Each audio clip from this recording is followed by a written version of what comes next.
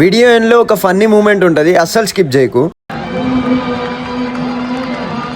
సరిగ్గా కళ్యాణం అయ్యే 15 minutes ముందు ఇదంతా జరిగింది. టీమ్ ఫ్లాష్ ఫ్రేమ్ ని ఎందుకు హైర్ చేసుకోవాలో ఈ వీడియో క్లిప్స్ చూస్తేనే మీకు అర్థమవుతుంది ఆ డెడికేషన్ లెవెల్స్ ఏంటో. టీమ్ ఫ్లాష్ ఫ్రేమ్ వానలో కూడా వీడియో తీసుకోనికి ఎంత కష్టపడ్డారో మీరే చూస్తున్నారు ఇప్పుడు. నాకైతే ఇదే ఫస్ట్ టైం స్వామివారి కళ్యాణం ని ఇంత దగ్గర నుంచి వెళ్ళి షూట్ చేయడం, అది హై సెక్యూరిటీ జోన్ లో. సరిగ్గా తాళి కట్టే టైం కి వాన స్టార్ట్ అయింది. సరిగ్గా మనకు కావాల్సిన కంటెంట్ వచ్చే టైం కి కరెంట్ పోవడం, అండ్ వర్షం వల్ల ఇలా ఉన్న నా షర్ట్ ఇలా కలర్ తో నిండిపోయింది. కరెంట్ పోయినా సరే మనకు కావాల్సిన కంటెంట్ అయితే తీసుకున్నాము, అది ఎలా వచ్చినా సరే. పాపం అన్న వాళ్ళదైతే డ్రోన్ క్రాష్ అయిపోయింది. కళ్యాణం అంతా అయిపోయింది. మన మంత్రి గారి దగ్గర అయితే విలేజ్ డెవలప్మెంట్ కోసం అయితే కొన్ని ప్రామిసెస్ తీసుకున్నారు. On the spot village development కోసం ఫండ్స్ కూడా అప్పుడే అనౌన్స్ చేసినారు. మండపం దగ్గర షూట్ అయితే కంప్లీట్ చేసుకుని మన నల్గొండ గద్దరన్న కాన్సర్ట్ కి అయితే వచ్చేసినాం. అంతా వాన పడ్డ తర్వాత కూడా పబ్లిక్ అయితే ఏ మాత్రం తగ్గలేదు. అసలు ఆ సింగర్స్ పర్ఫార్మెన్స్ కి అయితే హ్యాట్స్ అప్ చెప్పాలి. అంత మందిని పాటలతోనే కాకుండా జోక్స్ తోని కూడా ఎంటర్టైన్ చేశారు. ఈ వీడియోలో స్పెషల్ గా ఒక సిస్టర్ గురించి చెప్తాను.